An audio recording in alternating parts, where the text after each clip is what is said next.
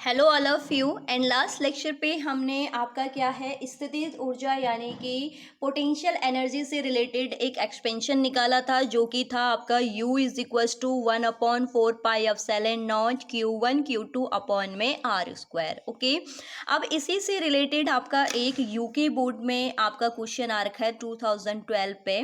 क्या क्वेश्चन है आपका? +Q +2Q एंड -4Q एक समबाहु त्रिभुज के क्या है शीर्ष हैं। ठीक है, जहां Q की वैल्यू आपको दी है 10⁻⁻7 एंड A की वैल्यू दी है 0.10 मीटर। तो आपको टोटल स्थितिज ऊर्जा निकालनी है। ठीक हो गया। तो फिलहाल तो हम पहले क्या करते हैं, आपका क्या है जो हमारा इक्वेटोरियल आपका जो रहेगा, ठीक है, तो वो इसमें आपकी एक प्रॉपर्टी क्या होती है कि इसकी जो तीनों साइड्स होती हैं वो इक्वल होती हैं। इक्विलेटर ट्रायंगल जो होता है उसकी क्या होती है, तीनों साइड्स इक्वल होती है। तो इस पॉइंट को आप लेट कर लीजिए ए, इस पॉइंट को लेट कर लीजिए बी और इस पॉइंट को लेट कर लीजिए सी। क्लियर है। अब आपको पता है कि सभी के बीच की डिस्टेंस भी क्या रहेगी, आपकी सेम रहेगी। ठीक, तो पॉइंट ए पे आपका किस चार्ज को प्लेस किया है, +Q। पॉइंट बी पे आपको किस चार्ज का प्लेस किया है, +2Q। एंड पॉइंट सी पे कौन सा चार्ज है, -4Q। तो इस टाइप के क्वेश्चन को सॉल्व करने के लिए हम क्या करते हैं, जितनी भी उनकी साइड गिवन होती है उन साइड की सारी साइडों की हम पोटेंशियल एनर्जी निकाल कर सबको लास्ट में ऐड कर देते हैं। अगर ट्रायंगल है तो 3 साइड का एडिशन होगा। अगर आपका क्या है रेक्टेंगल है तो रेक्टेंगल और स्क्वायर इन दोनों में आपकी 6 साइड आती है, 4 साइड एंड 2 डायगोनल्स। ओके, तो बढ़ते हैं इस क्वेश्चन में आगे। तो सबसे पहले हम क्या करेंगे, ए बी के बीच में स्थितिज ऊर्जा निकालेंगे, फिर बी सी के बीच में निकालेंगे, फिर सी ए के बीच में निकालेंगे। क्लियर है। तो फर्स्टली हम ए बी के बीच पे स्थितिज ऊर्जा निकालते हैं। ठीक है, ए बी के बीच स्थितिज ऊर्जा, ए बी के बीच स्थितिज ऊर्जा। ठीक हो गया। तो ए बी के बीच स्थितिज ऊर्जा, इसको हम लेट कर लेते हैं U1। तो ये हो जाएगा हमारे पास क्या, 1/4 पाई/0। तो यहाँ पर आपका फॉर्मूला क्या है, देखिए Q1 एंड Q2। तो यहाँ पर आपका ए बी के बीच में निकालें तो ए पे कौन सा चार्ज है आपका, +Q एंड बी पे क्या है, +2Q। तो यहाँ पर आप रखेंगे +Q एंड +2Q अपॉन में R यानी कि इन दोनों के बीच की डिस्टेंस क्या है, ए। क्लियर है। तो इसको थोड़ा और सॉल्व कर लेते हैं। U1 इज इक्वल्स टू आ जाएगा 1/4 पाई/0 2Q स्क्वायर अपॉन में A। Equation number first. Clear है। इसके बाद आप करेंगे किसके बीच में, B और C के बीच की स्थितिज ऊर्जा निकालेंगे। ठीक है, तो लिखेंगे BC के बीच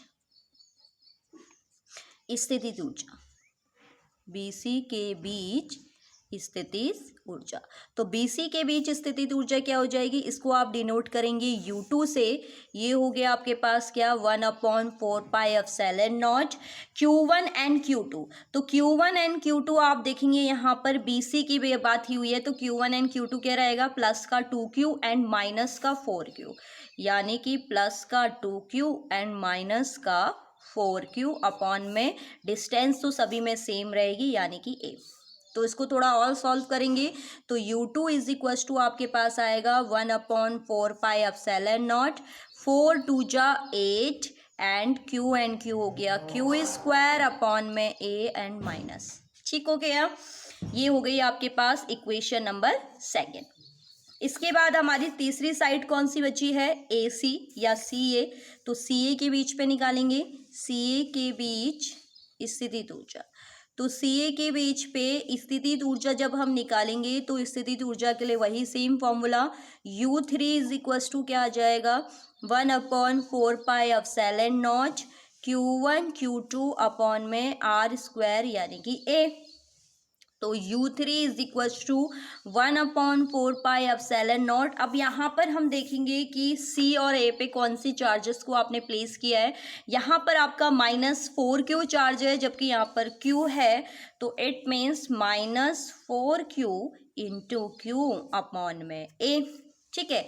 तो U3 इज इक्वल टू क्या आ जाएगा 1/4 पाई एप्सिलॉन नॉट।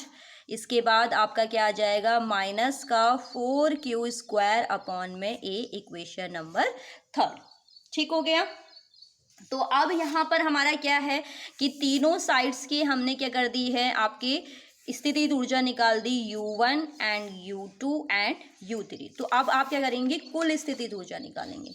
तो यहाँ पर आपके पास आ जाएगा टोटल पोटेंशियल एनर्जी, यानी कि कुल स्थितिज ऊर्जा।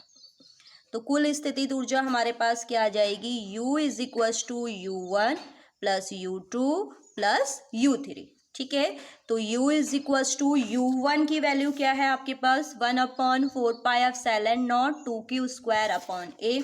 तो क्या आ जाएगा 1/4 pi epsilon not 2Q² upon में A प्लस U2 की वैल्यू में चार्ज देख लीजिए बस आप। U2 में टोटल आया है 8। ठीक है। तो U2 की वैल्यू जो है वो है माइनस का 1/4 pi epsilon not 8Q² upon में A एंड प्लस U3 की जो वैल्यू आई है वो है आपकी क्या -4 है।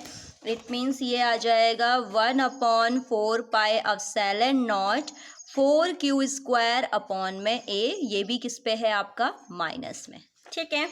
तो total U is equal to आपके पास क्या आएगा, देखो सभी में आपका कॉमन है 1/4 pi epsilon not Q² upon A क्या है कॉमन है। यहाँ आपके पास बचा 2, यहाँ आपके पास बचा -8 और यहाँ आपके पास बचा -4। तो U इज इक्वल टू क्या हो जाएगा, इसके बाद हमारा रहेगा 1/4 पाई एप्सिलॉन नॉट। ठीक है। इसके बाद आपका क्या आ गया Q² अपॉन A को हमने एज इट इज रहने दिया। यहाँ आपका क्या होगा -12 एंड 2 -10। अब आप क्या करेंगे, लास्ट में आप वैल्यूज को पुट करेंगे। तो 1/4 पाई एप्सिलॉन नॉट की वैल्यू क्या होती है 9 × 10⁹ एंड Q² की वैल्यू आपके पास क्वेश्चन में गिवन है 10⁻⁻7 10⁻⁻7 का होल स्क्वायर अपॉन में A कितना है 0.10। ठीक है। एंड माइनस का 10। तो U इज इक्वल टू ये हो गया 9 × 10⁹ एंड ये हो गया 10⁻7 2 जा 14 -14। ठीक।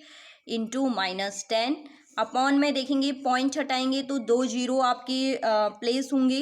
तो यानी कि इसको हम सीधे लिख देते हैं 10 × 10⁻²। तो इस 10 से ये 10 कैंसिल हो गया।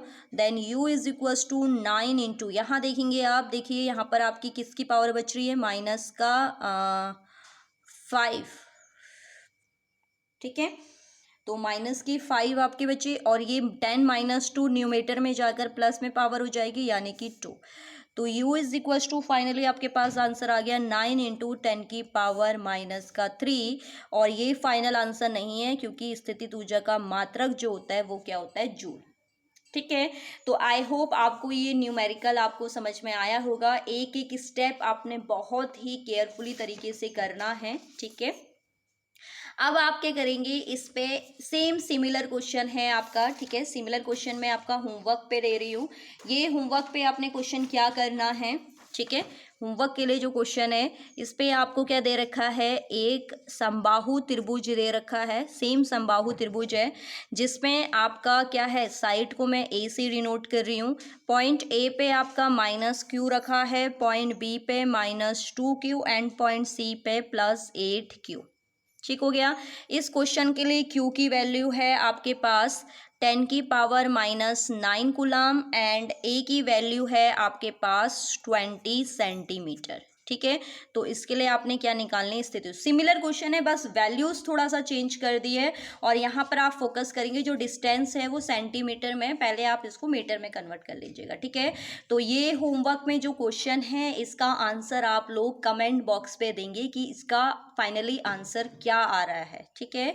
तो आई होप आपको ये न्यूमेरिकल समझ में आया होगा। अगर आपको लेक्चर अच्छे लग रहे हैं तो प्लीज़ ज़्यादा से ज़्यादा लाइक शेयर करें। ठीक है। मिलते हैं नेक्स्ट लेक्चर में, तब तक के लिए बाय बाय।